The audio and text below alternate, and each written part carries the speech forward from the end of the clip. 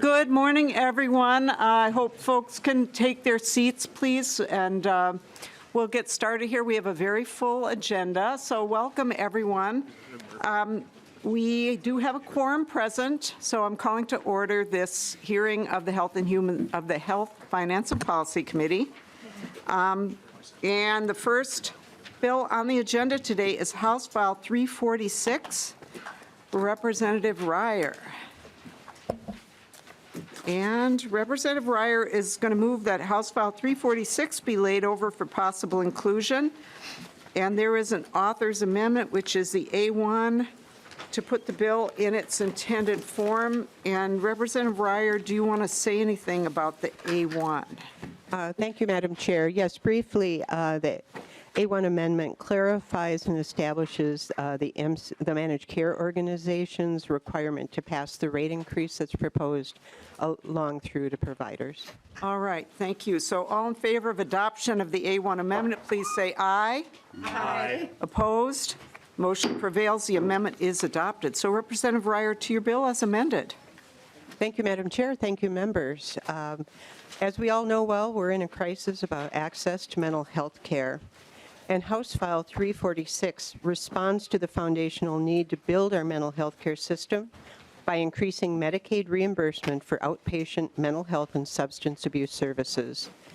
The language establishes a 35% rate bridge in anticipation of the new outpatient rate structure that is currently being studied by Department of Human Services. Medicaid is the primary payer for most of our state's mental health and substance use disorder systems. And by design, we need to have a bridge in place while the rate study is going on as a necessary but temporary fix.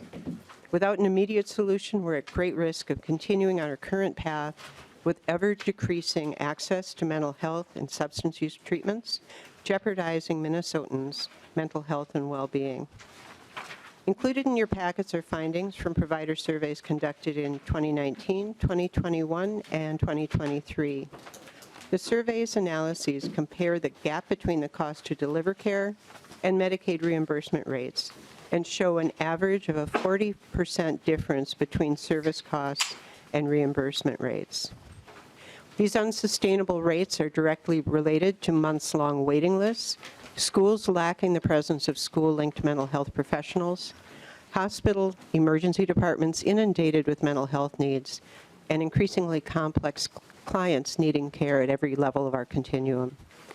Community-based providers primarily serving our Medicaid enrollees are simply unable to meet basic salary expectations for all staff roles. And without the ability to train, hire, support, and retain talented mental health staff, we cannot meet our community's needs.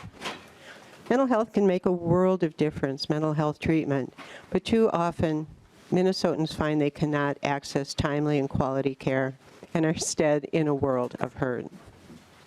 Thank you to my co-authors for joining me in support of this vital legislation.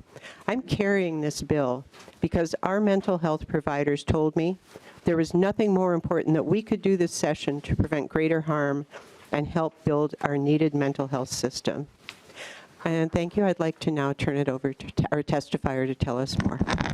Thank you very much, Representative Reyer. So welcome to the committee. Why don't you just go ahead and introduce yourself and go ahead with your testimony. Julie Hannaford with Lighthouse Child and Family Services. Oh, and please pull the mic really close. The mics in this room are not really great, so you might have to speak close to it.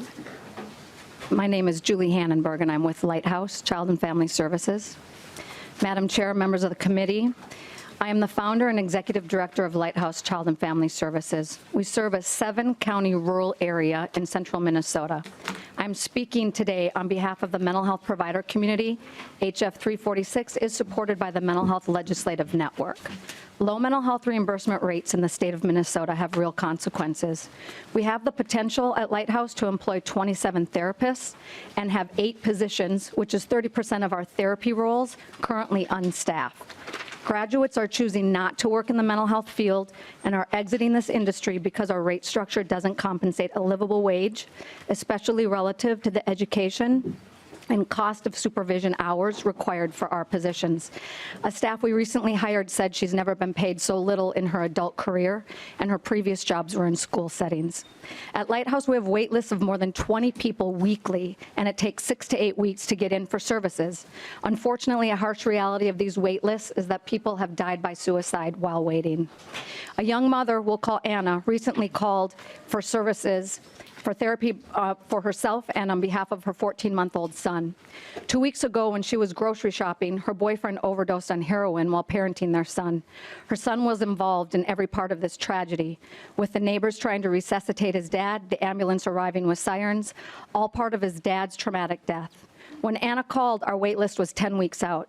Anna was distraught, saying she couldn't wait that long. She was scared, afraid of relapsing to drug use, and worried about putting her son again at risk. She needs help to support her grieving son. He wakes up crying every night and has been wandering around the apartment during the day searching for his dada.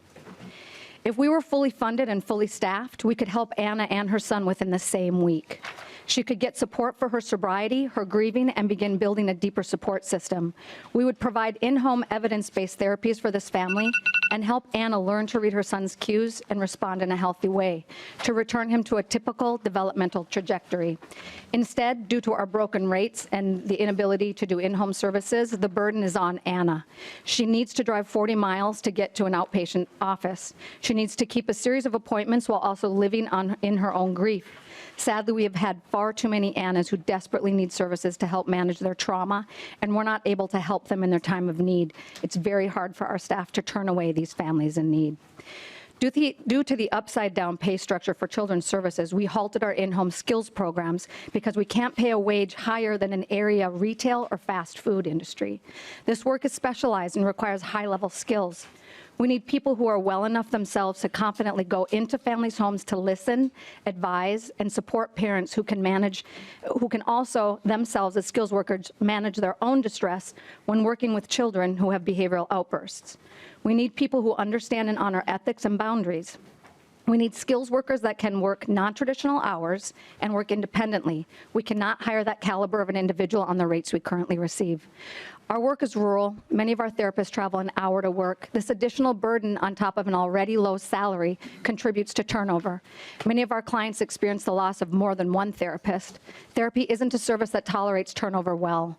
Bearing your soul and digging in to improve your mental health is hard enough. It's even harder to start over during your journey of therapy. I have to ask you to wrap up, please. Community mental health service has not received a rate increase in 11 years. We desperately need funding to respond to the great needs throughout Minnesota.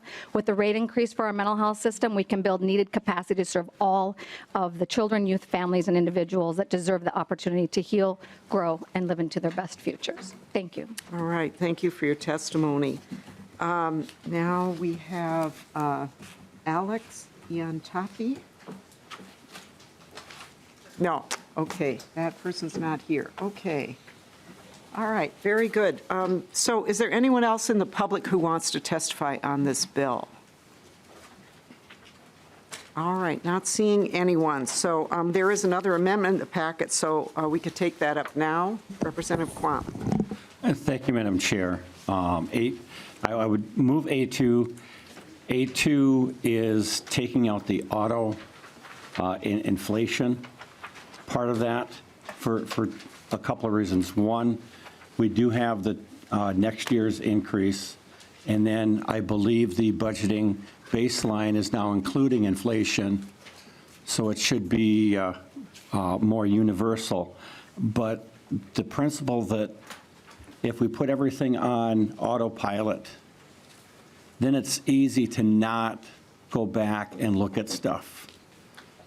I think it's important that we continually review and look at programs so that we can see what is the appropriate amount, but also see if there needs to be some tweaks. If, there's different components here, maybe one of the components is having a higher increase of cost, and we would divert more funds there. I know it's easy to say, well, we'll just peg to inflation, but I don't want us to get in the habit of continually not worrying about stuff. If we're forced to go back and look at it, every budget, then we're forced to go back and look at the details and make sure that we haven't overlooked something. And I think that's, even though it's more work, it's better legislation in principle. Any other discussion to the amendment? Representative Nadeau. Thank you, Madam Chair. Thank you, Representative Reyer, and thank you, Representative Quam. I think this is a really good amendment. I mean, I think this is an important bill that you're bringing, Representative Reyer. And I'm looking at this, and maybe not accurately, I'm looking at it as a bridge funding. As we wait for the special session report that's coming out to identify where those rates should be. I know there's a lot of other bills going through that are dealing with similar types of things. And I think that eliminating getting rid of that tide, I mean, I'm hoping that this is going to be one and done. It goes for a couple of years, and now all of a sudden we have a far better system sustainably moving forward. So, from a practical standpoint, hopefully this is done, and getting rid of this would be a friendly amendment. But I would suggest members support it. I think it's a really good amendment for this bill. Other discussion to the amendment? All right, Representative Reyer. Thank you, Madam Chair. Thank you, Representative Quam. I appreciated our conversation last night about this. It was really helpful to hear the rationale and your thinking on it. And I don't disagree with your broader principle about having check-ins. However, in this case, I'm going to recommend that we don't accept this amendment at this time because of the timing. This is a bridge amendment. It's specified that it will be out of effect as of the establishment of the new rates. And the rate study, the report is due January 15th, 2024. That's less than a year away. Even with implementation time, I think that the added effort of reviewing the bridge rates while a new rate system is going into effect isn't a good use of resources. And for that reason, I'd request a no vote. All right, thank you, Representative Reyer. So I would just note for members that, first of all, I appreciate the discussion about this point. I think it's an important one. The bill is going to be laid over, and we have kind of been made aware, and I think this is important for every member to understand, that the tails target in this committee is likely to be quite low. So I think every member can probably be either disappointed or reassured, as the case may be, to know that we're going to have to look carefully at how costs extend into the future. So with that, I am going to call for the vote, but I'm also going to recommend a no vote at this time. So all in favor of the A1 amendment, I'm sorry, not the A1, the A2 amendment, please say aye. Aye. Opposed? No. No. The motion does not prevail. The amendment is not adopted. Is there any other discussion to the bill as amended? All right, not seeing any. So thank you very much, Representative Reyer. So House File 346, as amended, is laid over for possible inclusion. All right, so we will move now to House File 402, Representative Bierman.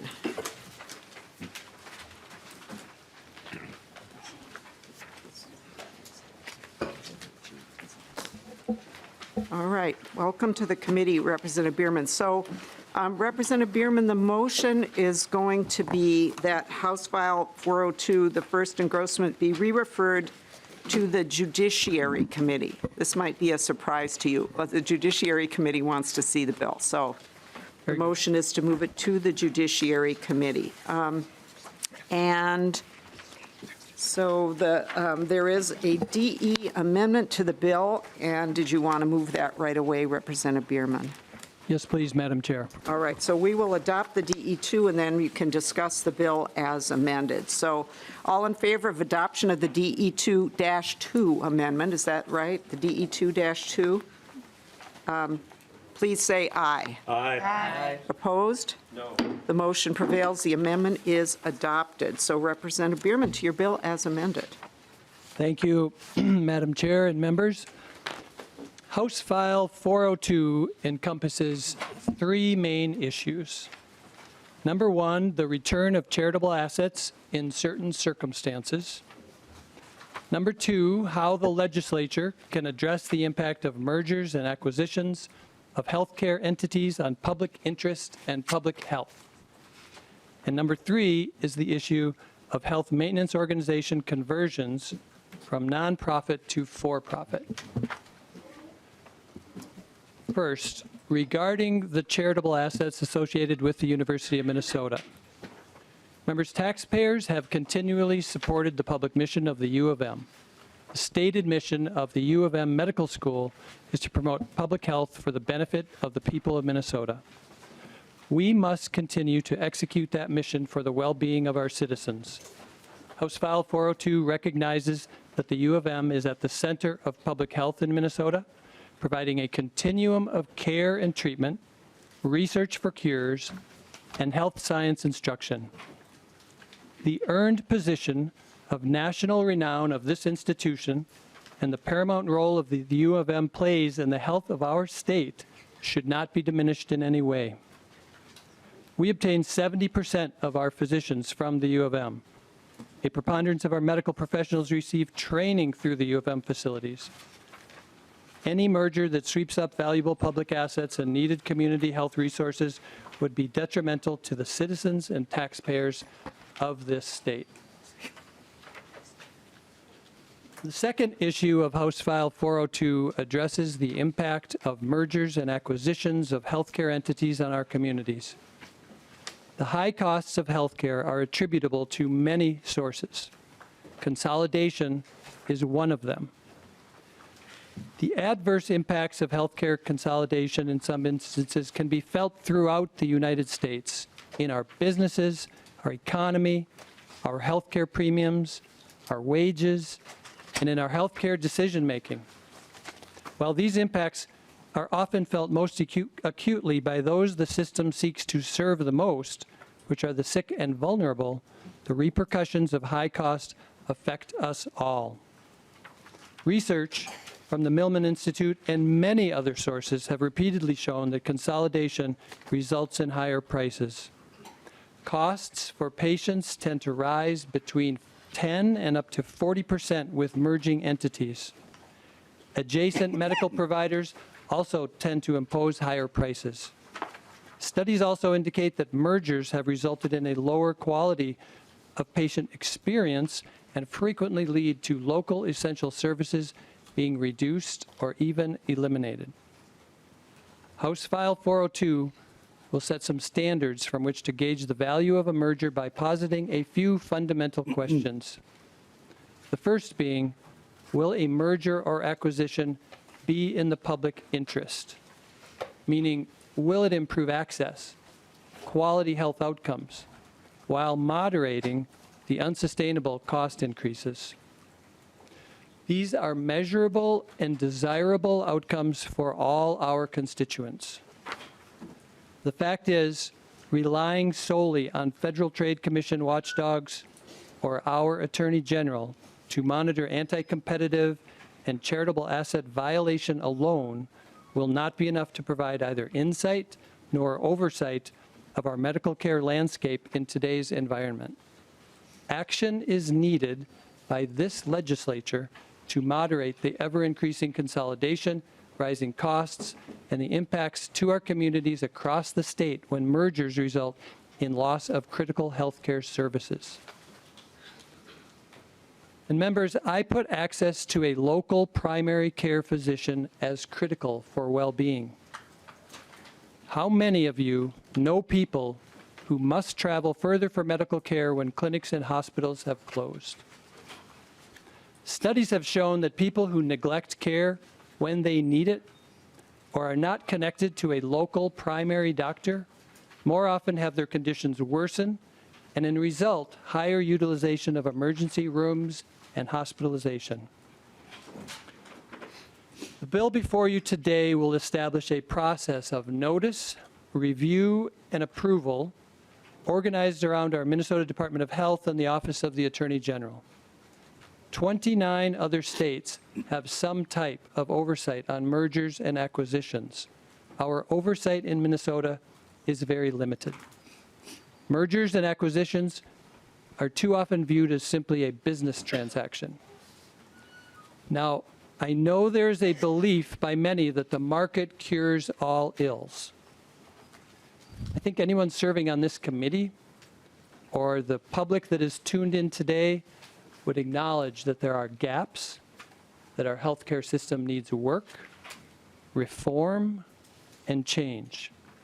Many people on both sides of the aisle, I have heard, have called our system broken. Bill 402 provides an opportunity to analyze more data, view the market holistically, and make some decisions to pursue an improved statewide solution to better health for all Minnesotans, no matter where you reside. The third item in House File 402 is an extension on the existing moratorium on health maintenance organization conversions from nonprofit to for-profit.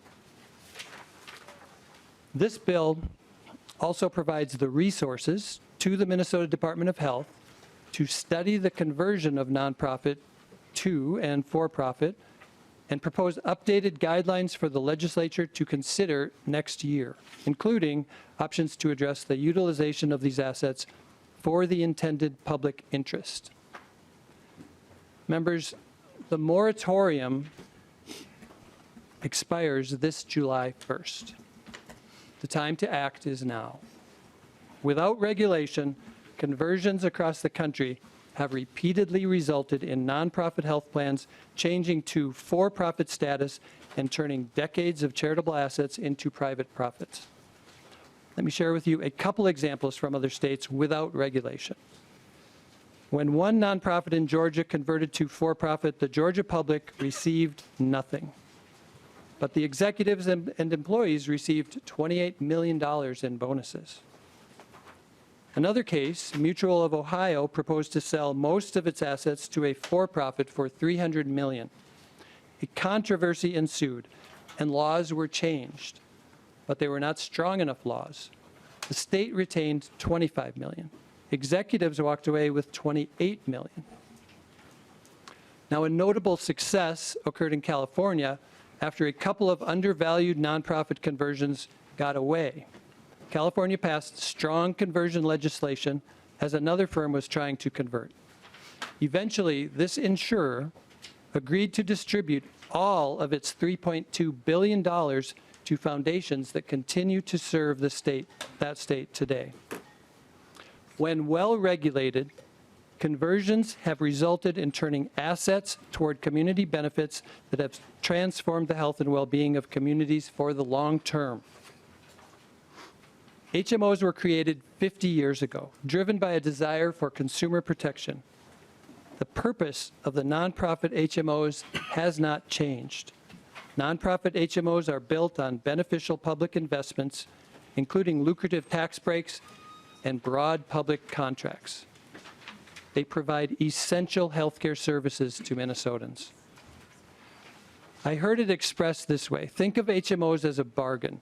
We reserve public markets for HMOs, sheltering them from taxes and competition, and the HMO's sole mission is to improve our health with their earned assets. These assets in Minnesota are worth billions. From real estate, infrastructure, branding, goodwill, and a reservoir of reserved funds. To protect these assets for their intended use, we need to extend the moratorium, convene the study, initiate and update the regulatory review process on conversions, and hold hearings in the legislature to discuss the future of these public assets. We still have a very strong nonprofit HMO system here in Minnesota, but the door to profit was opened in 2017, and we would be well served by updating the regulations to ensure the system's health in a volatile market of corporate competition and consolidation. And that, Madam Chair and members, is House File 402. I'd like to move to some testifiers, public comments, and especially hear members' thoughts to make this work in progress even better. And finally, Madam Chair, I would say we have MDH and a member of the AG's office in the audience as well, who will come down for questions. Thank you. All right, well, thank you so much, Representative Bierman. And I'm sure members and the public can tell from Representative Bierman's very clear laying out what's in the bill and what the issues are here, that he has done a lot of work on this. This is something that he took on and has put many hours into it, which I really do appreciate, Representative Bierman. And I think if the public becomes aware of this, I think many members of the public will really be grateful to you for your work, and all those with whom you've been working as well. So first on our list here is Erin Conti from the Attorney General's office. Did Erin Conti want to? Madam Chair, I think she'll come down if requested, but I don't Okay. think she has. She's anything going to be she available wants for to lead off questions? with. Is that right? Yeah. Okay, so we're gonna hold on Erin Conti for the moment. Okay, very good. Erica Helling. So so we're gonna ask, we do have quite a few testifiers, so we're gonna ask everyone to stick to 2 minutes. And let me just read the list a little bit so folks will be ready to come down when it's your turn. So after Erica Helling, we have Ben Baglio, Justin Stofferon, Ann Schwager, and then Adam Berry, and then I'll read some more. So welcome to the committee, and please introduce yourself and go ahead. Madam Chair and members of the committee, thank you for the opportunity to testify today. My name is Erica Helling, a 25-year employee of Fairview Southdale, where I work as an ICU nurse. Fairview Southdale has become my family's hospital, where my children were born, where my loved ones received life-saving care, and where I've punched the clock for 25 years. Many industries, healthcare included, worry about the sustainability of career-long employees. Workers have little loyalty to an employer or a career. I can attest that I am not the only long-term employee at Fairview Southdale. We've built a community of healthcare workers from housekeeping, biomedical services, therapies, surgical and x-ray techs, admission staff, pharmacists, managers, nurse assistants, and of course, nursing. We are a family of healthcare advocates who go to work every day, proud to say that we work together, caring for one another's loved ones and the Minnesota community like they were our own. We are the people of the Fairview merger. Can Minnesota risk this level of commitment to our community? Will these collective voices continue to march through the doors of a South Dakota Sanford-owned, operated, and changed hospital? Are Minnesotans ready to accept healthcare decisions, edicts, change driven from an entity far away? Am I willing to continue to work for an entity that receives directives from a governor that dismisses gender-affirming care, reproductive freedoms, personal liberties? What about the employees' insurance benefits? Will my right to reproductive decisions be infringed, as my employer can direct what medical practice is allowed under their insurance policies? The people affected by the proposed merger are not only the Minnesota public, but those who work within the proposed buildings of change. Many of us choose to work, live, and raise our families within Minnesota because of the political climate. Allowing an entity from a right-to-work state that disallows reproductive choices opens Minnesotans to a dire state of health care. As an island state for union work and reproductive rights, we must take a stand against the corporatization of health care to ensure that Minnesotans continue to receive high-quality, affordable health care. Madam Chair, members of the committee, thank you for the opportunity. Thank you for your testimony. Ben Baglio, and then Justin Stofferon. Welcome to the committee. Thank you, Chair Liebling, members of the committee. My name is Ben Baglio, and I would like to thank you for allowing me to testify today on behalf of the Minnesota Nurses Association, which represents over 22,000 registered nurses working at the bedside across Minnesota.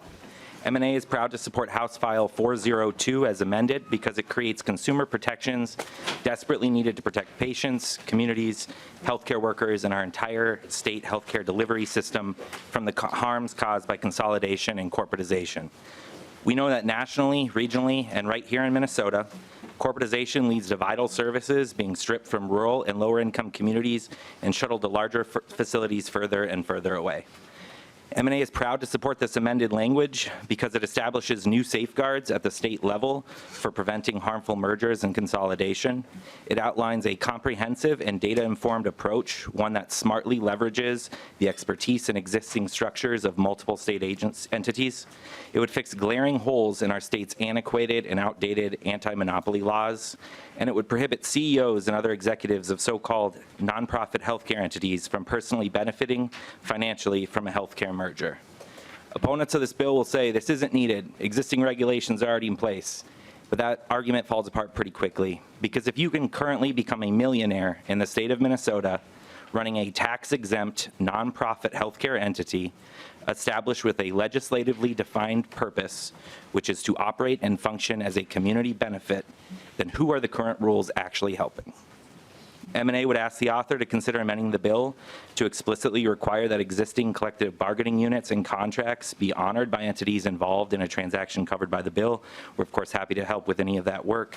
And I'd just like to, again, thank Representative Bierman for his leadership on this issue, Chair Liebling, and members of the committee. Thank you for your time. Thank you for your testimony, and sorry to butcher your name. Justin Stoffron, and then Ann Schwager. Welcome to the committee. Thank you, Chair Liebling and committee members. My name is Justin Stoffron. I'm the Anti-Monopoly Director for the Minnesota Farmers Union. I won't repeat any of the testimony Ann will be giving. I want to focus in on a couple of reasons why this bill is so important.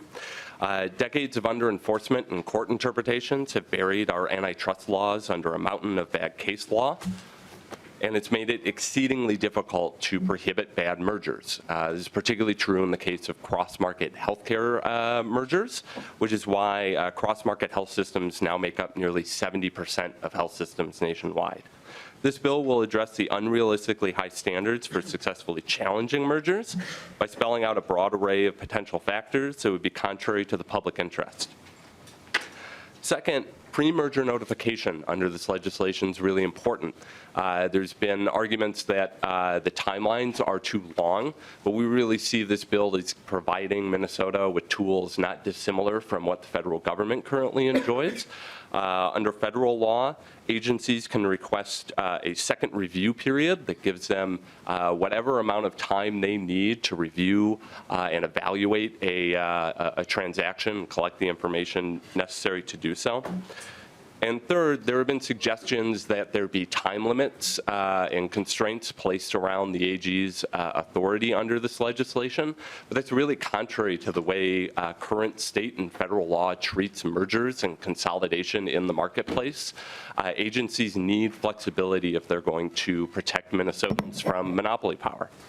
Finally, I want to thank Representative Bierman for his leadership on this issue and thank the committee for the opportunity to testify.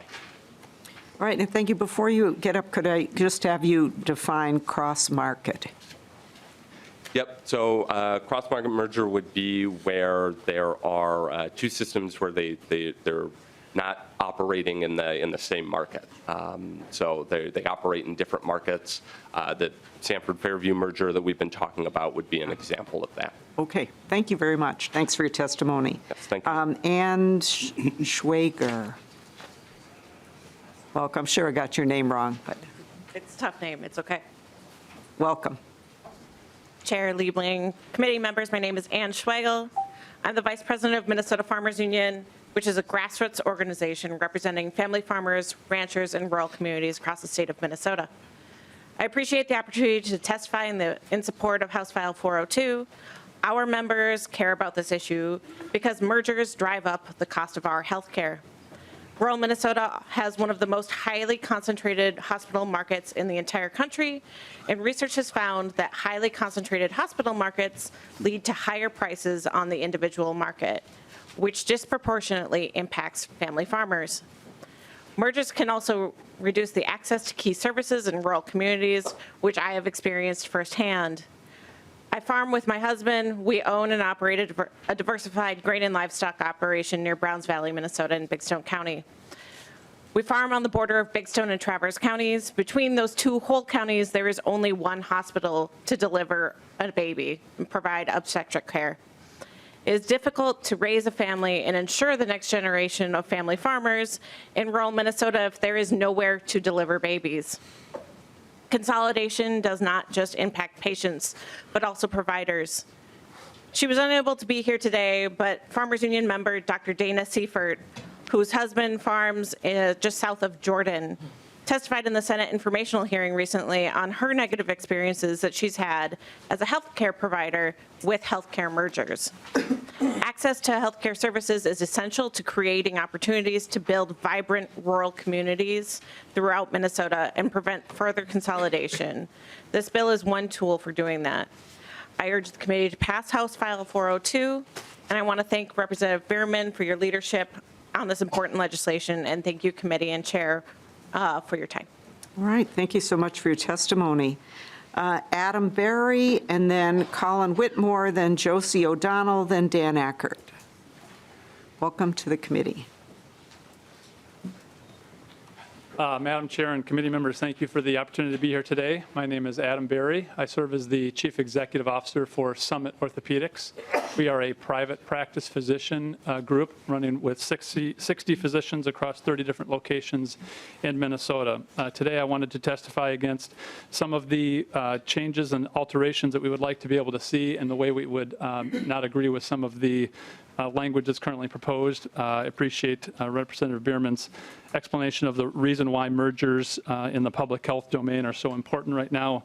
And I would offer up a couple of questions for this group to consider as you go through this. Is first of all, what are the existing regulations that are in place and whether or not those protections exist today? Having been in healthcare leadership for 22 years, I've seen the Attorney General's office be able to engage in appropriate measures through many instances, whether that was the St. Cloud Medical Group merger with Centricare, whether it was Fairview Sanford version 1.0 10 years ago, or currently. There are a number of things that are currently in place today. Secondly, in Minnesota, there's also the corporate practice of medicine law. So you have laws in place today that ensure that decisions are made by physicians and practitioners and the caregivers in the for-profit industry rather than administrators. So when we look at the ways that we think about some of those safeguards today, we would say that there is also the Minnesota Department of Health, there's the Department of Commerce, there's many different entities that, having been through past mergers in a private practice setting, that we have already gone through, and there are countless numbers of notifications and complexity that it adds to the system that I don't think this legislation would be appropriate and necessary for. The second question that I would ask is, what are the unintended consequences that may come as a result of this? And so every action has an equal and opposite reaction. And when I look at some of the legitimate and positive healthcare relationships that are necessary in order to exist in this environment, those types of things may not occur in the future. It requires collaboration and coordination, and sometimes the way that the legislation is built, I don't know that you will be able to have those continue. Secondly, is I would say that nimbleness is going to be overtaken by administrative bureaucracy. When we look at the timelines, when we look at the burdens and otherwise, there are going to be some disruptions that when a healthcare organization is facing cash flow disruptions, maybe they're facing a pandemic, medical malpractice claims come up very quickly. There can be a number of things that require nimbleness, and we do not want nimbleness being overtaken by administrative bureaucracy. I thank you for the time. All right, thank you for your testimony. Colin Whitmore, then Josie O'Donnell, then Danny Ackert, then Matthew Bergeron, then Brad Leto. Welcome to the committee. Thank you. Good morning, Chair Liebling and members of the committee. Thank you for giving me the opportunity to speak today. My name is Colin Whitmore, and I am a first-year medical student at the University of Minnesota, and I'm here to represent student voices in support of Representative Bierman's bill. As medical students and future physicians, we support this bill because it provides protection for mergers and other healthcare acquisitions that would damage the health of Minnesotans. In light of the continuously evolving healthcare ecosystem, where mergers and acquisitions have become increasingly normalized, it is crucial to equip the state with the means to provide oversight and regulate health systems that everyone in this room, our families, and our communities depend on for care. Furthermore, healthcare system mergers and acquisitions have been shown to increase healthcare prices, reduce patient quality of experiences, and increase employee burnout. Additionally, the resulting conglomerates can be more challenging to regulate and to hold accountable for the impacts of its decisions on the communities that they serve. Given the clear potential repercussions, it is in the best interest of the state to protect and prioritize healthcare quality and access. Generally, corporate healthcare system mergers demonstrate a broad pattern of consolidating and stripping rural hospitals of critical services. For example, advocates of the Sanford-Fairview merger point to Sanford's commitment to providing healthcare in rural areas, including the investments that they've made in Bemidji and Thief River Falls. These investments made positive impacts on rural communities in Minnesota because Sanford is small enough to dedicate itself to those communities. So we are more concerned about the changes and how that changes after the merger, when growing corporate interests usually lead to the demise of rural health systems. This bill would allow us to more fully grasp the consequences of mergers to ensure that health equity and access remain a top priority. In conclusion, we believe that unregulated healthcare transactions can have substantial negative consequences for the people of Minnesota. A merger that will not benefit the state should not be allowed, and this bill will protect us from these potential outcomes. Thank you. Thank you for your testimony. Josie O'Donnell? Welcome. Hi, everybody. Chair Liebling, representatives of the Health, Finance, and Policy Committee, thank you so much for allowing me to speak with you all today. My name is Josie, and I'm a first-year medical student at the University of Minnesota. As medical students and concerned citizens of the state, we support Representative Bierman's bill because it ensures that any approved healthcare system transaction will benefit the public good or improve health outcomes for Minnesotans. It's essential that the state be able to protect and prioritize healthcare workforce development and medical research by having more control over these proposed transactions. As a nation and a state, we already face the crisis of a healthcare worker shortage. In Minnesota, 6.5% of direct healthcare workers left the labor market in 2021, and 40% of direct care workers transitioned to another occupation between January 2019 and December 2021.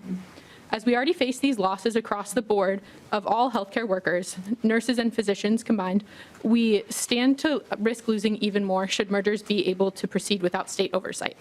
Restructuring health systems has historically been related to increased emotional exhaustion, burnout, and decreased job satisfaction. If the Department of Health is able to intervene, we'll be protected from exacerbating these issues in the healthcare workforce. At the University of Minnesota, we pride ourselves on educating most of the state's future healthcare workers and developing the workforce that cares for Minnesotans. Allowing mergers to proceed without regulation is counterproductive to this mission of improving healthcare in our state. Furthermore, research is also an essential aspect of education at the University of Minnesota that drives medical progress and innovation. This past year, the University of Minnesota reached a new milestone, ranking 21st in the nation for Blue Ridge Institute of Medical Research. Insufficient regulation of healthcare transactions will allow for further corporatization of healthcare, which in turn will lead to system-wide decisions being made in the interest of saving costs rather than patient outcomes. As mergers are allowed to proceed, this focus on reduction in operating costs will directly impede the university in our efforts to uphold our motto, driven to discover. Corporations aren't motivated by academic excellence, and without the novel therapies and technologies that arise from the continued research, we fear that our patients will suffer. In conclusion, we have deep concerns about the impacts of the health system mergers on workforce development, medical education, and research in Minnesota. We firmly believe that passing Bierman's bill is a concrete step towards ensuring the best interests of Minnesotans is protected from the consequences of disadvantageous healthcare transactions. Thank you. Thank you for your testimony. Danny Ackert, then Matthew Bergeron, then Brad Leto, then Lori Curtis, then Eric Imler. Welcome to the committee. Thank you, Madam Chair and members. My name is Danny Ackert. I'm the director, I serve as the Director of State Government Relations for the Minnesota Hospital Association. I'm here today on behalf of MHA to share some questions and concerns on House File 402 as amended. We clearly understand that this bill is being put forth in response to a single merger, proposed merger that is still in ongoing scrutiny and review. That is both necessary and appropriate relative to the intent of the merger and how that is intended to improve and create continued access to care. That is currently undergoing review under state, federal, and all relative authorities within the state. The public, a constituency that our members are dedicated to serving, are also weighing in as they should. As such, we do agree, and I have had conversations with President Bierman, that the intent of this bill to create and sustain protections for patients and communities is what we want and what we're working to and what we believe that the current process is already doing. As such, the intent that is laid out in this new proposal, as it's put in language, far exceeds any current balance that throws the totality of circumstances that our members are dealing with and the complexity of making sure that services are delivered out of compliance. We question the need for a proposed additional oversight given the current review mechanisms. Not that we don't think oversight is necessary, it's that in addition to what we have now, there are new changes that change how things would occur going forward. We believe that form must follow function. The form of this bill does not rest upon the function that our members are required to have compliance with ongoing 24/7, 365 days a year. Joint ventures, management agreements, partnership, leases, and purchasers are important transactions that happen every day. This might seem like overly non-patient-focused administrative tasks, but they are required to make sure that services can continue and across all four corners of our state in all communities. Given our current challenges of workforce shortage, financial instability, discharge barriers, increasing patient complexity, increasing patient acuity, increased costs all across the board, our hospitals need more flexibility, more partnership, more balance with this bill, and we look forward to working with the bill author on that. And I'll turn over to Matthew Bergeron to explain further issues with this bill and concerns. Thank you for your testimony. Matthew Bergeron. Welcome to the committee. Madam Chair, members, Matthew Bergeron. I'm a healthcare attorney with the law firm of Larkin Hoffman, and here today as legal counsel for the Minnesota Hospital Association. In the conversation and presentation of this bill, there's a lot of conversation about policy and values. And, I guess my role as the attorney here is to point to a couple of, I think, unintended consequences, a couple of undefined terms, a few things in the legislation as it's currently promoted that make it overly broad and are kind of the underpinning of a lot of the concerns here. First and foremost, the $10 million threshold in the bill is incredibly low and disconnected from what we've seen in other states. There was reference earlier to a number of states that have started to roll out more some substantive review in situations like this. Generally, that's a much higher threshold, and so that's one piece that kind of draws in small physician group employment opportunities with hospitals and other related transactions there. The ability to look at a series of transactions over the course of 5 years is one total transaction, again, with a retiring and aging workforce, and a series of transactions as it might relate to physician groups and hospitals. That would draw in, I think, a lot of transactions that is not really the intent of the conversation here. Similarly, the types of actions. There's a reference to the transfer of a security interest as it relates to property or assets. That could be a nonprofit or local government bond refinancing. That could be a mortgage. That could be a loan in those spaces. And again, I think that's beyond the scope of the intent here. The other piece I will note is kind of the subjective nature of the public interest standard there and the lack of review or appeal standards in this conversation. It vests a lot of authority in the Attorney General's office to make a determination in that way that kind of exceeds or steps out of our current oversight system. And lastly, I will point to the lack of a period in which kind of that review authority closes. This would be an opportunity where a transaction could go through the notice process, 180 days, nothing is said, it closes, and then sometime in the future, years later, multiple attorney generals later, somebody said, you know what, I don't think that was in the best public interest, and the costs, messiness, and complexity of trying to unwind something that many years down the road seems problematic on its face. So thank you, Madam Chair and members. All right, thank you for your testimony. Brad Leto, then Lori Curtis, then Eric Imler. Welcome to the committee.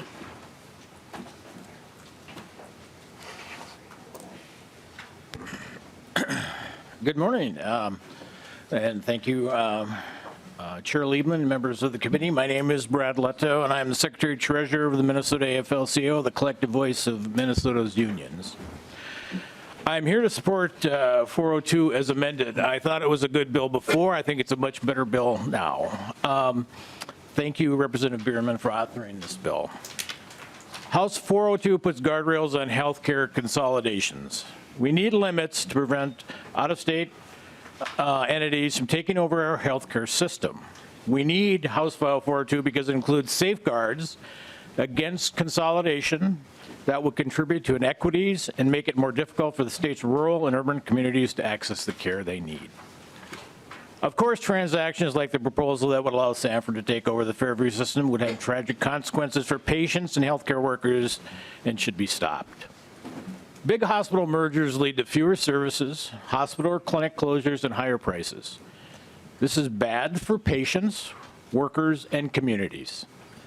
Minnesota, as mentioned before, anti-monopoly laws need to be strengthened to better protect patients, workers, and communities. As healthcare has become more consolidated year after year, the only people benefiting are executives. And if you doubt that, take a look at what has happened. The bill supports prohibiting CEOs, board members, and other healthcare executives from personally profiting off a transaction. Why should these people benefit and workers, patients, communities do not or may not? We need the tools in place to stop harmful mergers and healthcare consolidations again, as I said before. House File 402 provides the parameters needed to prevent out-of-state entities from taking over the healthcare system. House File 402 puts up boundaries to protect patients, healthcare workers, and the state health system from ills of corporatization and profit-driven consolidation. Our state government has an obligation to pursue lower healthcare costs, better outcomes for patients, and better conditions for healthcare workers and stable communities. House File 402 goes a long way in that direction. The Minnesota AFL-CIO asks you to support House File 402. Thank you for your time. Thank you for your testimony. Lori Curtis. Welcome to the committee. Good morning. My name is Lori Curtis, and I'm the Senior Vice President and Administrator at Neura Pain Clinic, an independent physician-owned practice. And I'm testifying on behalf of the Minnesota Medical Group Managers Association. Madam Chair, members, and Representative Bierman, thank you for the opportunity to testify this morning.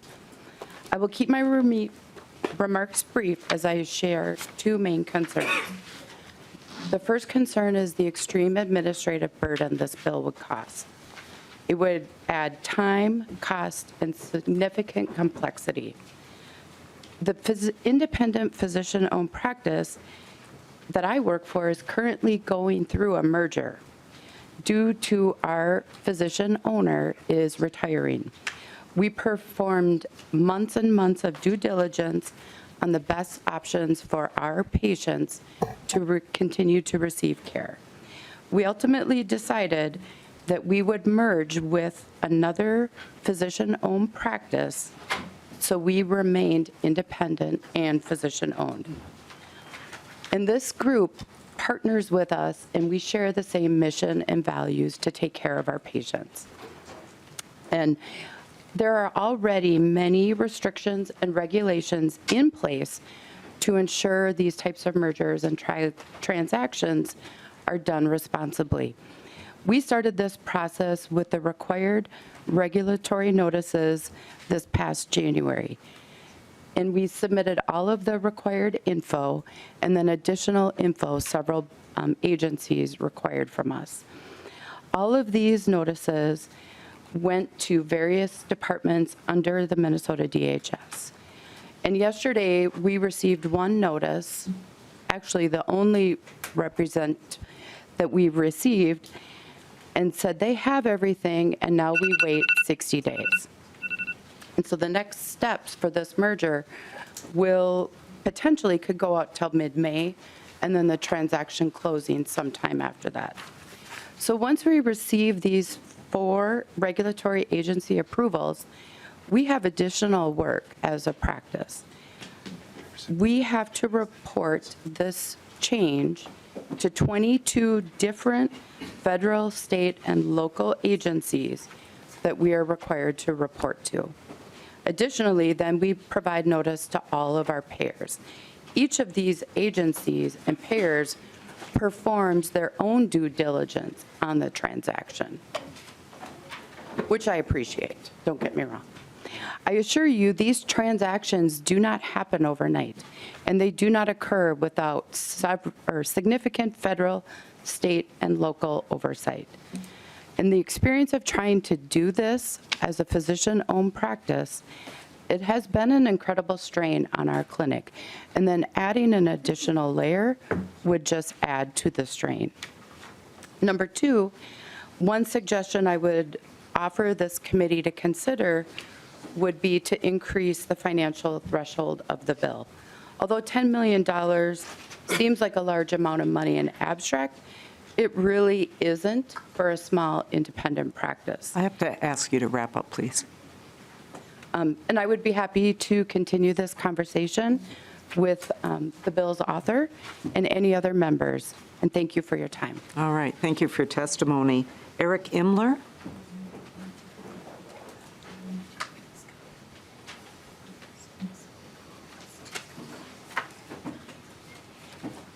Welcome to the committee. Thank you, Chair Liebling, members of the committee. My name is Eric Imler. I'm a psychiatric associate at the University of Minnesota Medical Center, Riverside, and a member leader with my union, SEIU Healthcare Minnesota and Iowa. I've been part of a push to improve healthcare for patients and support for workers here in Minnesota. We support House File 402. In my years at UMMC Riverside, my coworkers and I witnessed the negative effects large healthcare mergers had on patients and conditions in our hospital. Being a union leader, I interact with many of my coworkers, including a number of whom worked at Health East before the two systems merged. A common theme in these conversations was patient care, staff safety, and retention suffered with the merger. As the pandemic wore on, many of my coworkers and I have tried to engage higher-ups multiple times in Mr. Herford's case to show them what we are facing and how we could better care for our patients languishing in our ER hallways and ambulance garages. We were ignored, and in one case, locked out. The conditions our coworkers and patients face would continue to deteriorate. In behavioral health, this meant more assaults and injuries to staff, including broken teeth, bones, and traumatic brain injuries. Right now, I'm on a work restriction due to a shoulder injury. More and more of my coworkers have made the tough decision to leave the bedside early. We love what we do, but we found it untenable at times post-merger. Eventually, my remaining coworkers and I would learn on the morning news of all places, that Fairview had been in private talks with Sanford Health for many months. Fairview's supposed partners at the U of M and UMP were boxed out of this process. It seems like the only ones at the table are Sanford and Fairview executives. What makes you think this is the last time this was going to happen? This merger would take decisions even further away and put them in the hands of a health system dealing with their own issues. The only winners are CEOs and the bottom line of these healthcare companies. This merger brings into concern issues like reproductive choice and issues around the state's flagship hospital and only public primary medical school. I'm thankful to the legislators who are taking this issue seriously and working to make sure these critical decisions are given the scrutiny they deserve. Thank you for taking my testimony. We support House File 402. Thank you very much for your testimony. Is there anyone else from the public who would like to testify on the bill?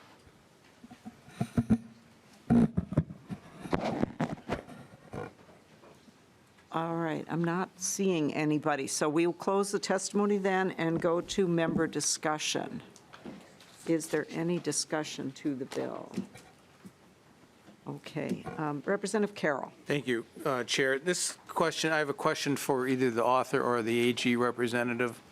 Can you comment on the current procedures and authority in place from the AG's office that they can act on now regarding mergers, antitrust, and charitable organizations? Representative Bierman. Madam Chair, I can absolutely comment on that, but I think since we have the AG's lawyer here, maybe we'll just go directly to her. All right, thank you. If she could come down, that would be great. And thank you for being here. And Please go ahead and introduce yourself for the record, and if you heard the question, go ahead and answer. Thank you, Chair Liebling, and thank you, members. So I believe the question was, what is the current state of AGO review authority? Is that a fair restatement of the question? Right, and we do need you to state your name for the record as well. I apologize. Erin Conti. I'm an assistant attorney general. All right. You want to go ahead and repeat the question, Sure, I think Representative that's Carroll? a fair representation. So it's just, can you comment on the current regulatory authority that you have in place now at the AG's office regarding antitrust, charitable organization, especially mergers? Okay, AG Conti. Absolutely. So right now, under existing law, the AGO enjoys authority to enforce state antitrust laws and also to oversee the state's nonprofits and the use of charitable assets to make sure that charitable assets are put to the purposes that they were accrued for. So right now, that process is a little more ad hoc. The AGO receives notice of some transactions, particularly where a nonprofit is going to be transferring a majority of it or a substantial portion of its assets. We get a shortened notice. It is not as specific as what is envisioned in this bill. And then the AGO can follow up kind of with letters or with a civil investigative demand to get additional information about transactions. So that review looks just at these kind of narrow bands of existing antitrust law, which, as some of our testifiers spoke about, has narrowed over the course of judicial interpretation, and then the charitable law pieces. So are things being used in line with the charitable mission? This would expand AGO authority in that it would take a more comprehensive look with whether a transaction is contrary to the public interest. It also changes the role of the office a bit in that we wouldn't be doing kind of the ad hoc process of gathering the information. It sets out at the outset what entities would need to provide to make sure that the AGO and the Department of Health are getting the information they need to evaluate these transactions and make sure that they're in the public interest. Representative Carroll? Thank you. So it sounds like, in Chair, so it sounds like perhaps you'd appreciate the additional authority and clarification you would get from this bill. Is that fair to say? Ms. Conti? Thank you, Madam Chair, and Representative, yes, that is correct. Right now, the timeline is not adequate. We also do not get notice of many of the transactions that are relevant in this space. We are only affirmatively getting notice of particular nonprofit transactions. The AGO review piece in this legislation is broader than a Fairview-Sanford bill. It is looking at healthcare consolidation, a problem that the AGO sees recurring. So it goes beyond Fairview-Sanford. But Fairview-Sanford is constructive in that the AGO's review does not necessarily capture transactions where one nonprofit is transferring to another nonprofit. That is a big glaring gap in our authority. And so the very transaction that has spurred some of the interest, it was ambiguous whether the AGO would receive notice of it in advance. All right. Thank you. All right. Thank you, Representative Carroll. So I have a number of members on the list. I'll just read the list here. Schumacher, New Brindley, Nadeau, and then Fisher. So Representative Schumacher. Thank you, Madam Chair, and I will just ask two questions here. First, the appropriation for the Commissioner of Health. I'm assuming that's still being worked on, but is there an idea of what that may be?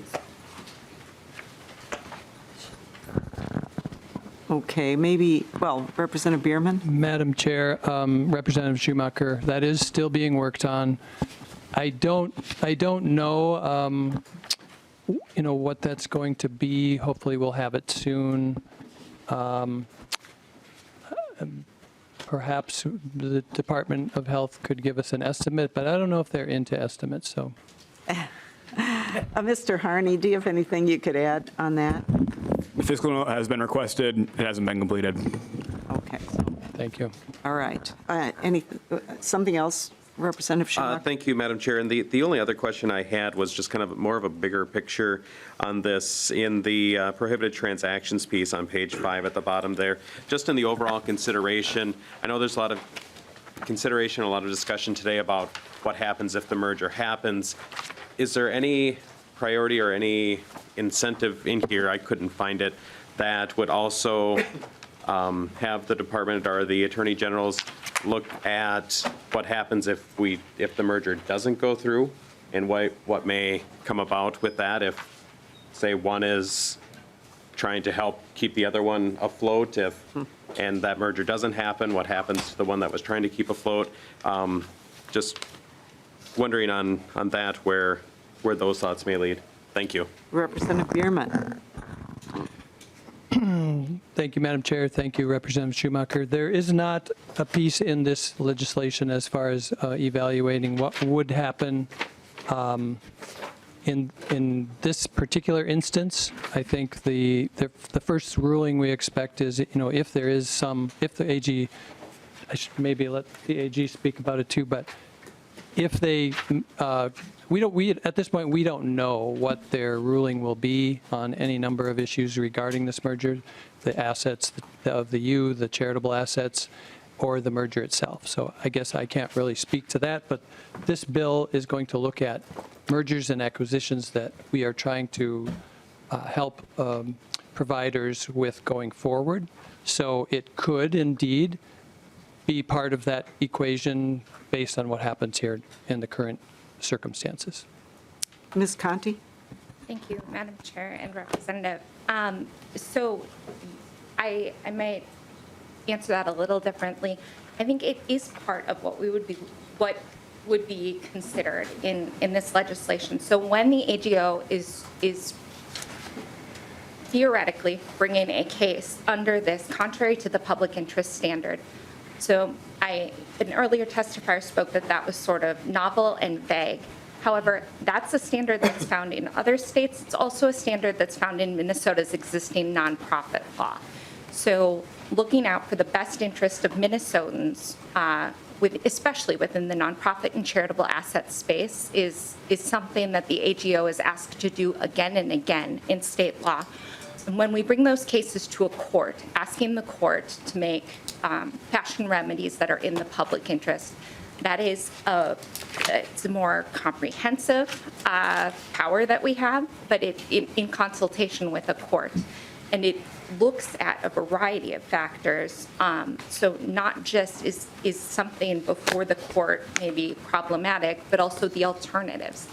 And we can look to past practice to inform our understanding of what the future might look like. So in the nonprofit space, the AGO enjoys the authority to unwind transactions or pursue other large equitable remedies. In practice, it is very, very rare for us to unwind a transaction, in part because the AGO looks to not cause additional harms. So that echo of the options that are unexplored and what could result is part of that calculus, and it's part of how the AGO approaches these cases, but it's also part of how a court looks at it. So yes, the potential fallout of a non-happening is also important to making those decisions for the AGO and also for the court. Representative Schumacher? All right. Representative New Brindley? Thank you, Madam Chair. And Representative Bierman, I'm wondering if you can give me a definition. I've checked with staff. I've not seen this term before. In Section 3, it says if a health system is organized as a charitable organization, I'm not familiar with that terminology of a health system being organized as a charitable organization. How does that differ from a nonprofit? Is this an official designation with the Secretary of State's office? What does that mean? And if you could just give us the line that you're looking at, Yes. Representative Brindley, that would help too. Thank you, Madam Chair. 8.28. 8.28. All right. Thank you. And in the language, it specifically says it includes M Health Fairview, the University of Minnesota Medical Center, but I'm wondering more broadly. All right. And I don't know if Ms. Conti wants to take that question. Thank you, Madam Chair. I will defer Rep. New Brindley to the All right. Assistant Attorney General. All right, Ms. Conti. Madam Chair and Representative, so charitable organization is, it could be a number of things. It's a Minnesota nonprofit under 317A. There are also nonprofit LLCs. There are a variety of entities that are designated as charitable under state law. So it's something of a catch-all, but including things that are 317As and other structures similar. So if I could just clarify what you just said, Ms. Conti, so you're saying it is defined in law? So I would need to check, Madam Chair, whether charitable organization, whether there's a specific definition, but it's a term of art encompassing 317A entities, also charitable LLCs. It also leaves open the door to a charitable entity that isn't a Minnesota-based entity. Okay. Representative New Brindley? Thank you, Madam Chair. I would be interested, Representative Bierman, in digging further into that. I think that's something that we should understand. It's something that's very clearly spelled out in the bill. It sounds like even the AG's office has a general understanding, but doesn't necessarily know how it would apply to these organizations. And so I guess I would be interested to know, Representative Bierman, from you, it specifically says that it includes mHealth Fairview, University of Minnesota Medical Center. How do we come to that determination then? And what other health systems would currently fall under that category? And I guess I would kind of disagree with your characterization of Ms. Conti's comments, but who wants to take the question? Madam Chair, I think we'll let Ms. Conti answer. Okay, Ms. Conti. Thank you, Madam Chairman and Representative. So the vast majority of Minnesota hospitals are, for example, organized as nonprofits. Yes, they would be subject to this. Representative Brindley. Thank you, Madam Chair. So it would be the same thing. A charitable organization is a nonprofit. So any nonprofit would be defined as a charitable organization. Ms. Conti. Pardon me, Madam Chair and Representative. Yes, nonprofit health, so a healthcare organization that is a 317A would be a charitable organization. I was saying there are additional entities that are also nonprofits. So the terms are very closely aligned. They're not perfectly coterminous. Okay, and we do have other members. I would just say it sounds like, and thank you, Representative Brindley, it sounds like this might be something that needs further definition and fleshing out. I mean, I think that's kind of the point here. So I think point taken. Madam Chair. Yeah, one more, Representative New Brindley? Thank you, Madam Chair. Yes, one more. And it sounds like Ms. Conti described that that the consequences of a merger or not merger, the AG does evaluate that now, that they would look at what might happen with these entities if a merger does or does not take place. It sounds like that's not, Representative Bierman expressed that there's nothing in this bill that would require an examination of potential consequences, but it sounds like Ms. Conti expressed that the AG's office does. Maybe I misunderstood that. Did I misunderstand that? Ms. Conti, do you want to, yeah. Yes, Madam Chair.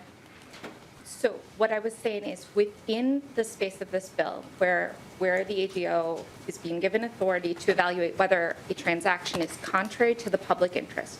Contrary to the public interest would include harm of the transaction going forward or not going forward. Those are part of that evaluation. So it is within this bill to consider both the occurrence and the non-occurrence. Madam Chair. Okay, all right. Representative New Brindley. Under AG's power? Madam. Just please, Representative New Brindley, ask again, please, because yeah, Thank go you, ahead. Madam Chair. Does the AG's office do that now? Do they factor that in right now when they are doing their evaluations? Ms. Conti. Madam Chair and Representative, so I want to be clear about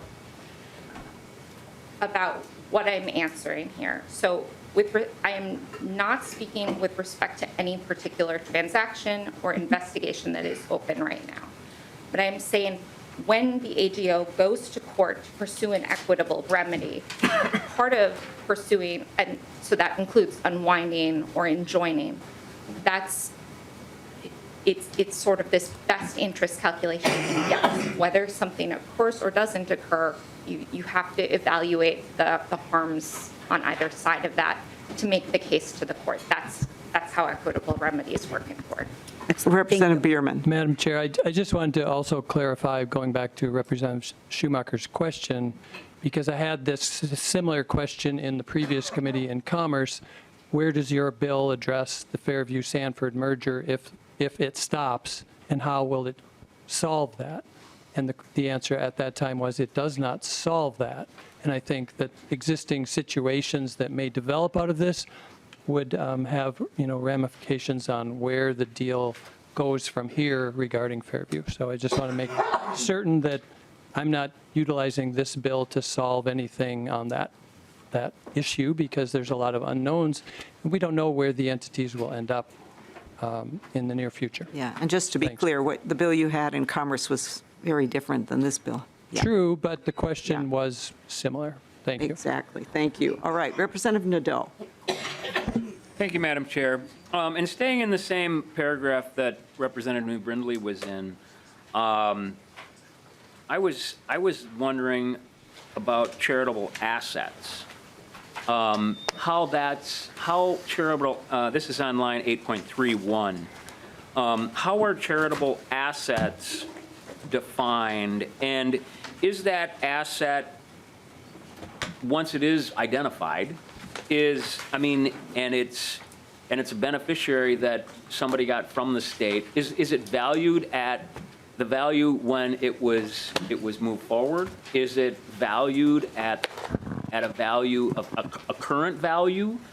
Does the entity that held that public charitable asset for these years, are they able to utilize the incremental value that they built or that their organization built? How can you define charitable assets for me, please? Representative Bierman. Madam Chair, I just wanted to point out that you're putting your finger on one of the most significant issues of the bill, especially regarding HMOs.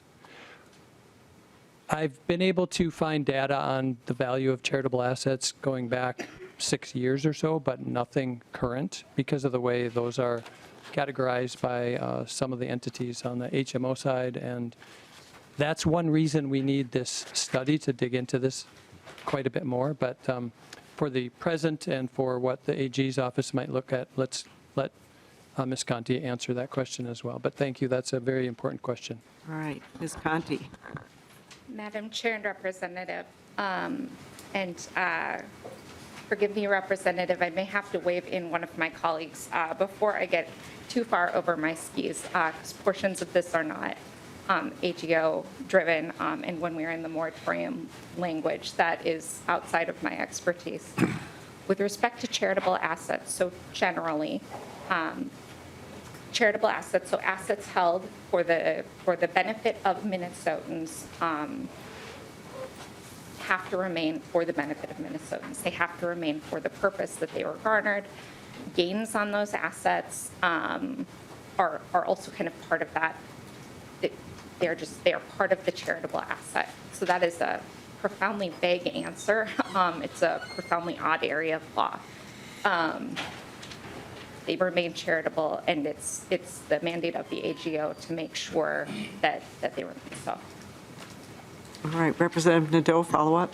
Yeah, thank you. And the reason that it's sticking out for me is that, we invest in a lot of things and then and partner with nonprofits, be it hospitals, health plans, direct service providers, shelters, single residency occupancies, and I'm very concerned with that and how that moves forward and how those, and I recognize that this bill is dealing with a health system organized as a charitable organization. And I belong to charitable organizations, the Lions, the Knights of Columbus. They're charitable organizations. They're not a health plan.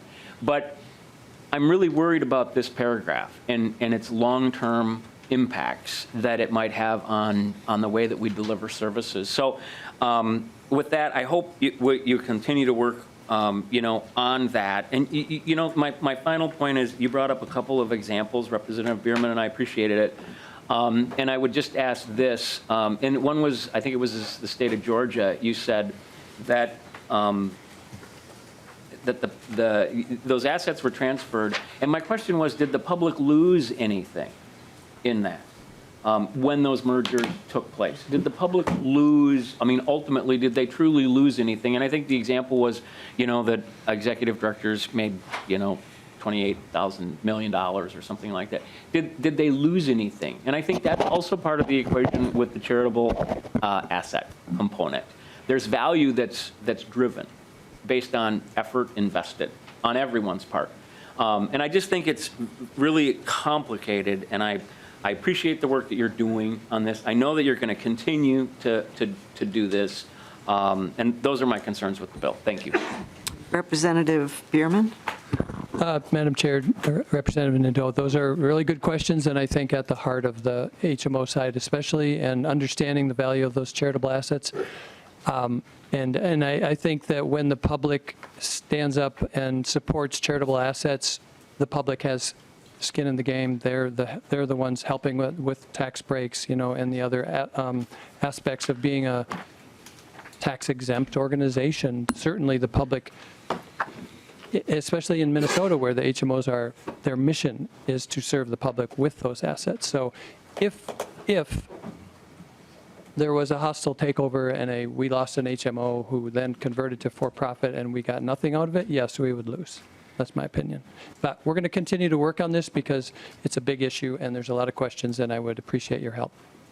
All right, Mr. Harney. I would just add clarity, Chair Liebling, to the testimony and to Representative Nadeau's questioning that if it is the intent for the asset to be returned to the general fund as a fund of the state treasury, it would need a dollar amount assigned to it. It simply can't just return without that figure attached to it. Okay, thank you for that. Okay, Representative Fisher. Thank you, Madam Chair, for the opportunity. I'll be very quick here. I want to say thank you to Representative Bierman for bringing this bill forward. And I think some things that we have to keep in mind is anytime that a nonprofit is taken over by a for-profit, the fundamentals change in the equation.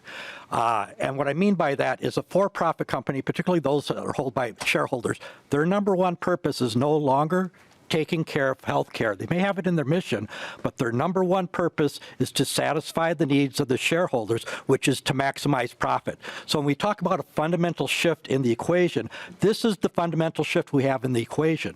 And I appreciate the fact that you're looking at the HMOs, because as an example of what happens in the fundamental shift is in the insurance market, when this has occurred on a nationwide basis, we now have instances where we have a number of insurance companies that have taken advantage of the federal government to the tunes of hundreds of millions of dollars by overbilling. They go in and they reclassify how the billing is done, and what it does, it's become a big cash cow, is where what they do is they do upcoding. And that's how they're taking advantage of the federal government. There are a number of court cases on it. And this is why I'm calling this out very specifically, because if we're in a nonprofit world now, and now we have for-profit entities that may come in as insurance companies, this is what their practices are. And I think that really goes against what the core value of health care is in our state. All right, thank you, Representative Fisher. We're gonna add one very quick. Okay, Representative Brindley, quickly, I please. just wanted to be clear that, I get we're talking in very general terms, but just to be clear, Sanford is also nonprofit. We're not talking about a merger between a for-profit and not-for-profit. Yeah, we're aware. Thank you very much for reminding us of that. Okay, so with that, final word, Representative Bierman. Thank you, Madam Chair. Thank you, members, for the robust discussion. These are a few big buckets of issues in this bill, and I appreciate your attention to all of them. They're all very important. They all affect all of our constituents, and we'll appreciate your work on this with me going forward. All right, thank you very much. And so with that, Representative Bierman renews his motion that House File 402, the first engrossment as amended, be re-referred to the Committee on Judiciary and Civil Law. All in favor, please say aye. Aye. Opposed? No. Motion prevails, and the bill is on its way to judiciary. Thank you very much, Representative Bierman, and thank you to all of the testifiers. Next up is House File 1279, Representative Edelson. Is she here? Okay. All right, Representative Bierman, I don't think Representative Edelson is here, so we might go to your next bill if you could make the shift.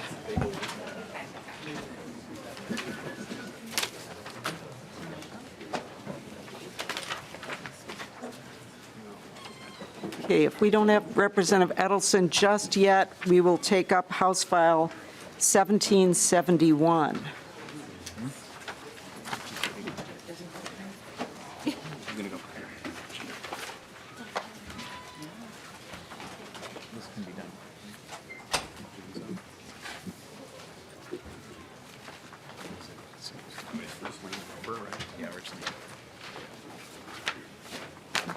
All right, so Representative Bierman's motion here is that House File 1771 be laid over for possible inclusion. And I do not see an amendment in the packet, so I think we're probably good to go here. So Representative Bierman, go ahead and present your bill. Thank you, Madam Chair. Thank you, members, for hearing House File 1771. 1771 is legislation that would create collaborative care management codes for psychiatry, thus expanding access to psychiatric and mental health care. Mental health conditions are more common than most people think, impacting 1 in 5 adults in our country. We are all aware of the increase in mental health care needed for Minnesotans and Americans. This bill would be a good step in the direction of getting more care and more efficient care to those in need. With that, I will turn it right over to our testifier, please, Madam Chair, and we'll learn more together, and then we can have some conversation. All right, thank you, Representative Bierman. Welcome to the committee. Please introduce yourself for the record and go ahead with your testimony. Madam Chair, members of the committee, I'm Tyler Winkleman from Hennepin Healthcare. I'm a primary care physician. I'm the Director of General Internal Medicine at Hennepin Healthcare, a group of 60 primary care providers and 72 resident physicians across 8 clinics in downtown Minneapolis, Brooklyn Park, the Hennepin County Jail, and Healthcare for the Homeless sites. I also co-direct the Health, Homelessness, and Criminal Justice Lab at the Hennepin Healthcare Research Institute, where I study issues at the intersection of healthcare and criminal legal involvement, like mental illness, substance use disorders, and Medicaid. A recent study showed that the number of primary care visits addressing mental health issues has increased 50% in the last 10 years. Most people with mental health concerns receive their treatment in primary care. Under the current model, primary care providers do not have the resources required to ensure each patient with mental illness receives timely follow-up and care coordination to adequately address their health needs. The collaborative care model, which this legislation would require health plans to cover, is a very well-established, evidence-based model that has been proven to improve mental health outcomes, reduce emergency department visits, and reduce overall costs. 17 states already fund the collaborative care model through their Medicaid agencies because of the model's proven track record to improve mental health outcomes and reduce costs. In the aftermath of the COVID-19 pandemic, our patients are struggling with mental health issues, and our primary care infrastructure is more afraid than ever. This bill is a minor investment with a huge payoff for the mental health of our state. It is also a critical step in repairing and strengthening primary care in Minnesota. On behalf of Hennepin Healthcare, our primary care providers, and mental health professionals, I strongly urge you to support this important bill. Thank you. Thank you for your testimony. I did have another person on the list here, Dr. Michael Trangle. Is he here? Madam Chair, he is not. Okay. All right. Is there anyone else from the public who wants to testify on this bill? Okay, I'm not seeing anyone, so let's open it up to member questions and discussion. If you would just stay there, Dr. Winkleman, that would be great. Did I get your name right? Yeah. Yes, Madam Chair. Okay, thanks. All right. Representative Baker? Close. Backer, sorry. Doesn't matter. We have Baker and Backer, and I... Just don't call me Murphy, figure it okay? Thank you, Madam Chair. I'll just answer to anything almost. So one of the things I've heard about this bill is that should, and Representative, help me understand, will this bill go through a mandate review process, and if not, why? Because the health plans and others believe it should. Share with me what your thought on that mandate review process. Thank you. Representative Bierman. So I think one reason that this bill avoided the mandate review process was because of the extensive studies that have been done on it at the federal level, and also the experience of the federal pilot programs that have been being worked on already, and the success rate of this program. It sort of reminds me of my first bill I ever carried up here, which was the CCBHC clinics, where those are treatment centers for addiction, mental health, and some other issues where they take a team approach to treatment for people, and it's ongoing. And that's what the collaborative care model is. It's a team approach. It provides the doctors who sometimes don't have all the information about the need for psychiatric care, and a team approach with social workers to understand what's afflicting individual patients. And so the primary care doctor is involved, takes that patient down to the psychiatric doctor, who does a checkup, who goes then to a social worker or an administrator, who then sets goals for that patient and works in a holistic way of care. And then back to the primary care when needed, back to the psychiatrist when needed. It just streamlines the treatment process. So it's a process that has been, I guess I would say, proven to work based on studies and experience. And the ultimate reason that, it wasn't put through the mandate process was, that was asked in Commerce. The response of the chair was because this program it works and it's needed, and I think his words were, I chose not to send it there. Okay, and Representative Bierman, is this considered a new benefit? It's not really a new benefit, right? It's just a new way of billing. It's not a new benefit. It's just creating the codes for billing so that people who are treating the whole patient, not just the primary care doctor, but now the psychiatrist and the social worker, could also be paid with new coding. Okay, thank you. Representative Backer, something? Yeah, thank you. Follow-up question. So if this gets passed, what's the intent of starting this? What's your intent? It looks like, from what I can find, it would start August 1st, which is effective mid-year. That's kind of what it looks like. And Madam Chair, Representative Backer, August 1st is often the time that bills we pass in May. That's often a starting point in my short experience up here. So that doesn't seem novel to me. That's all I have, Madam Chair. Thank you. Representative Backer. Representative Quam. Thank you, Madam Chair. I was just wanted clarification on if there would be a waiver required, and then is this being applied across all types of programs, the ones that feds help fund, ones that the state has, individual, and, like the CGIP and some of those public employee plans? Representative Bierman? This I know for sure would be an MA benefit for sure. I'm not sure about CGIP. Actually, are you familiar with them? Actually, maybe House Research can help us with that, just in terms of what's in the bill. I don't know if Ms. Sunderman, if you can kind of explain just what does the bill do with regard to that? Madam Chair, members, Section 2 of the bill does make this a medical assistance benefit.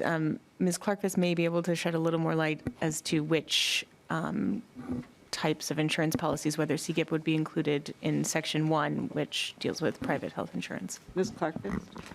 Madam Chair and members, my understanding is that this would cover the health plans that the state is authorized to regulate, so individual, small group, and fully insured large group plans.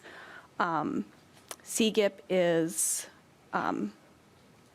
not included, but it's my understanding that CGIP generally follows state mandates, so they might, I think they would comply with this, but because the state self-insures, the state cannot regulate CGIP. Okay. It's kind of complicated. Thank you. Thank you. Okay. Follow-up, Representative Quam? Well, I didn't know if a waiver would be required. And it's always nice if we do bills like this that we have it more easily understandable. And if it doesn't include everyone, it still sometimes adds complexity to everyone. So that's why I asked the questions. Okay, waiver required. Representative Bierman, do you know? I don't know that it would require a waiver necessarily, but I'll get that answer just to confirm. Thank you. All right, thank you. Representative Nadeau. Thank you, Madam Chair, and thank you, Representative Bierman. I think and I support this service delivery system. It's effective, it works well, as long as there's enough staff and that can actually deliver those services. And that's where I think we might end up with a problem. I do think you should do a mandate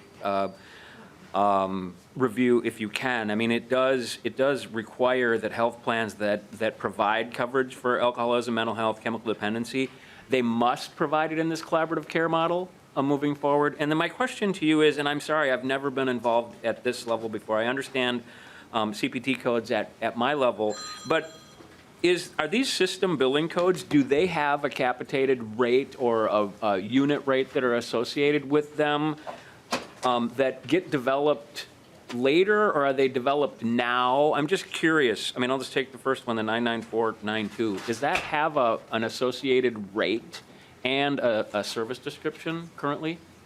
Bierman. Madam Chair, I'll take the last question first. That 99492 is for the first 70 minutes of collaborative care treatment. And as you go down the list, it's listed by minutes and hours taken, or even additional 30-minute sections. So it is very detailed as far as what those are, what's billable.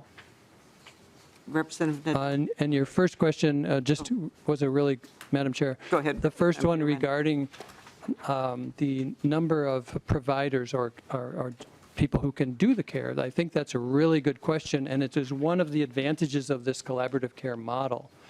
This actually saves time for primary physicians and psychiatrists to streamline that process, and psychiatrists can see more people. So that's going to help with that labor side. I guess you could, we'll turn to our testifier to answer a little more. Yeah, Dr. Winkleman. Madam Chair, this model, you can think of it as there are a couple core components. So there's the relationship between the primary care provider and what's called a behavioral health manager.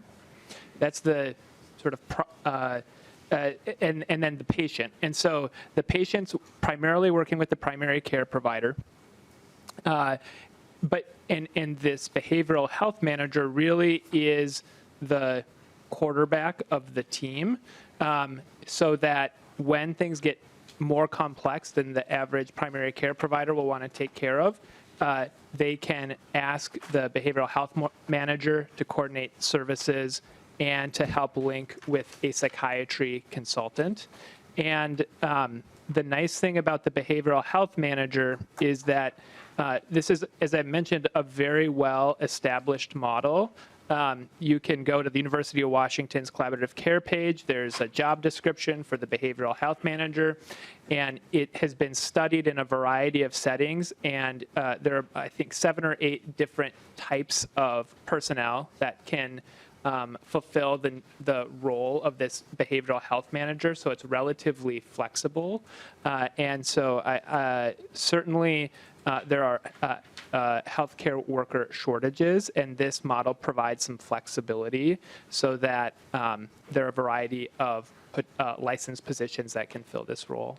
Madam Chair, I just also wanted to add one more fact about it being these studies that I mentioned. There have been over 80 of them, and what their findings were that for every dollar spent on care for this COCM model, there's a $6.50 return on investment based on improved health and productivity. So it gets people back to work and functioning, and they looked at employers as well and gauged that the cost savings were over $1,800 per employee per year based on these studies. So it seems like a proven model, and that's one of the reasons the chair just thought it was a good idea. Okay, Thank so you. we have another bill to hear yet today, I'm so I will take that as your closing comment unless. Thank you. Okay, very good. So with that, thank you, Dr. Winkleman, for being here today. With that, House File 1771 is laid over for possible inclusion. And Representative Edelson is here. And we have House File 1279, so I will move that House File 1279, the first engrossment, be laid over for possible inclusion. And welcome to the committee. Please go ahead and introduce your bill. Thank you, Madam Chair. House File 1279 is legislation that continues our ongoing work to ensure that our state's law reflect national best practices for victims of sexual assault. I'm gonna cut through all of this stuff. I know you guys have had a long day. Really what this does is it creates a state account, which is nationally we're seeing about, I think 34 other states do something very similar. So with the Violence Against Women Act, it requires that states and federal governments pay for sexual assault exams. What we're doing is taking it out of counties. We've been doing that work and making sure that counties agree, hospitals agree, and we're making sure that victims do not get tasked with a bill where they're not supposed to, and that's oftentimes still happening right now. So removing it from counties, creating a state pay system for these exams, and with that, Madam Chair, I'll go to my speakers, or my testifiers. Good, thank you very much, Representative Edelson. So we have, well, why don't you just go ahead and introduce yourself for the record. Thank you. Thank you, Madam Chair. Good afternoon. My name is Jude Foster, and I am the Advocacy, Medical Forensic, and Prevention Programs Director at the Minnesota Coalition Against Sexual Assault, or MNCASA. MNCASA is a statewide membership coalition driving transformative culture change to address sexual violence through advocacy, prevention, racial justice, and systems change. MNCASA acts as a collective voice of organizations and individuals committed to ending sexual violence. I have been a sexual assault advocate for 30 years and have been working with the statewide medical forensic policy program at MNCASA since 2016. Over the years, we have provided training to sexual assault nurse examiners across the state, improved medical forensic compliance, and led on statewide sexual assault kit storage and tracking initiatives, as well as alternative reporting options for victim survivors. Sexual assault exam billing remains our biggest challenge. In some parts of the state, exams are being reimbursed at 10% of what has been billed. Rural hospitals are hit hardest by these billing disparities. Minnesota is one of 5 states left in the country to have a county payer system for sexual assault evidentiary exams. We have 87 counties in the state of Minnesota, which means we have 87 different methods for sexual assault exam reimbursement. Reimbursement rates fluctuate dramatically across the state, causing great inequity for the sexual assault nurse examiner or SANE programs. These inconsistencies threaten the sustainability of medical forensic programs, particularly in rural areas. Without access to competent and compassionate medical exams in their communities, victim survivors may need to travel to the metro area or choose not to have an exam at all. This can prevent victims, survivors from accessing much-needed medical care. House File 1279 shifts these payments from the counties to the state. This will streamline exam billing and payment practices, uphold victim-survivor confidentiality, and ensure equity across the state. Thank you. All right, well, thank you very much for your testimony. And is there another testifier, Brianna Heisterkamp? Madam Chair, she is ill. Okay. Oh, I'm sorry to hear that. Okay. So I don't have any more testifiers on the list. Is there anyone in the room who wanted to testify on the bill? Okay, not seeing anyone, so we will go to members and Representative Quam. Thank you, Madam Chair. One thing that I think would be good to have in this bill is upon conviction that the funds would be part of what the convicted offender would be paying, so that those funds would go and help, pay for this program and those fees. The other thing I noticed is there are 3 locations where you deleted diseases and put in infections. 2 of them on the bottom of page 2 are in regards to antibiotics.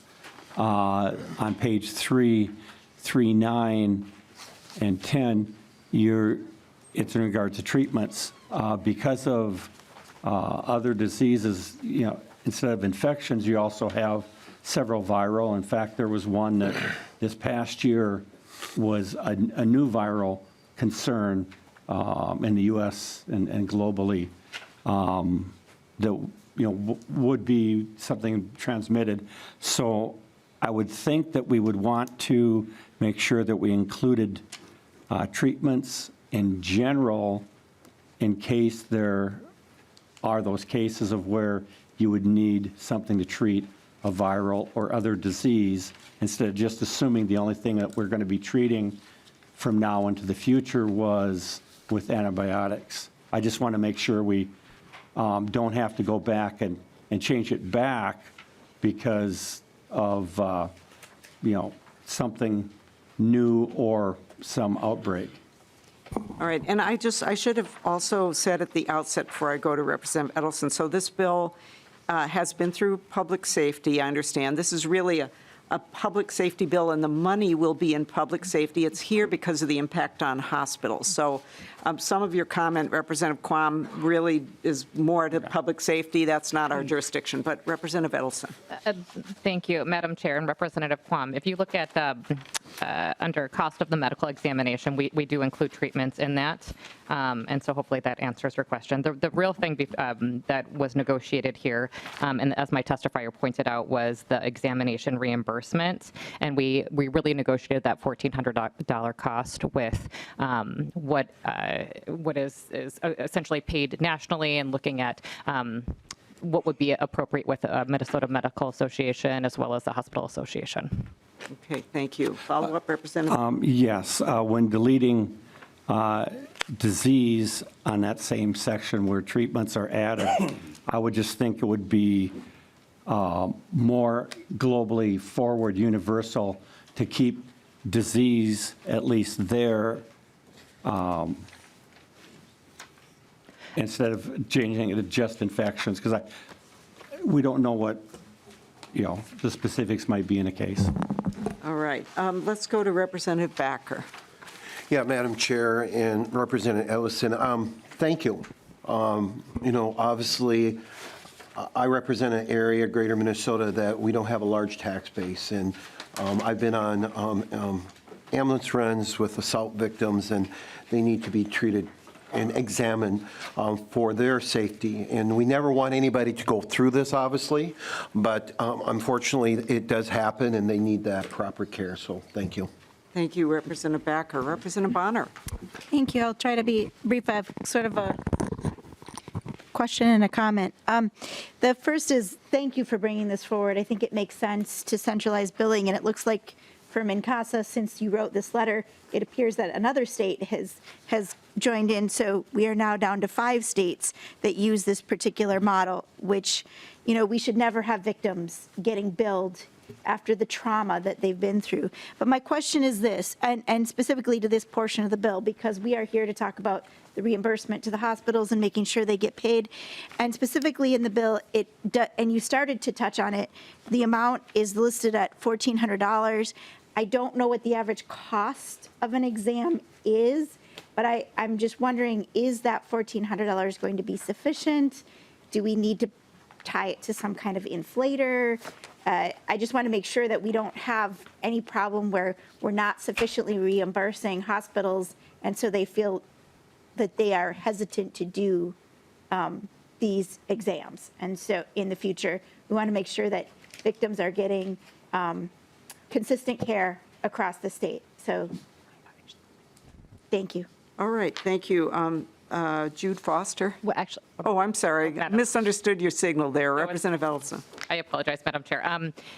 Yes, Representative Bonner, this was a negotiated cost amount. Sometimes it could be $1,200. We're saying shall not exceed the $1,400 amount. I mean, there's just disproportionate of what is billed and where it is billed, and so we're trying to put a cap and really look at what it should be charged for. And so that amount is what the hospitals and all of the providers that we've talked to have really come to an agreement. And then, Madam Chair, I just wanted to circle back to Representative Quam had said about the disease, and we crossed it off because STDs are no longer used, sexually transmitted disease. It's sexually transmitted infections is updated language. Okay, all right, thank you. All right, final word, Representative Edelson. Please support the bill. And Madam Chair, is the bill going to be referred back to public safety then, or? So thank you for the question. So we're going to lay it over, but it is available to public safety, and it will be, if it's going to be carried somewhere, it will be carried there. But it is, there's no need to actually send it back. But that's why we're laying it over. It's already been there. They're aware of the bill, and so.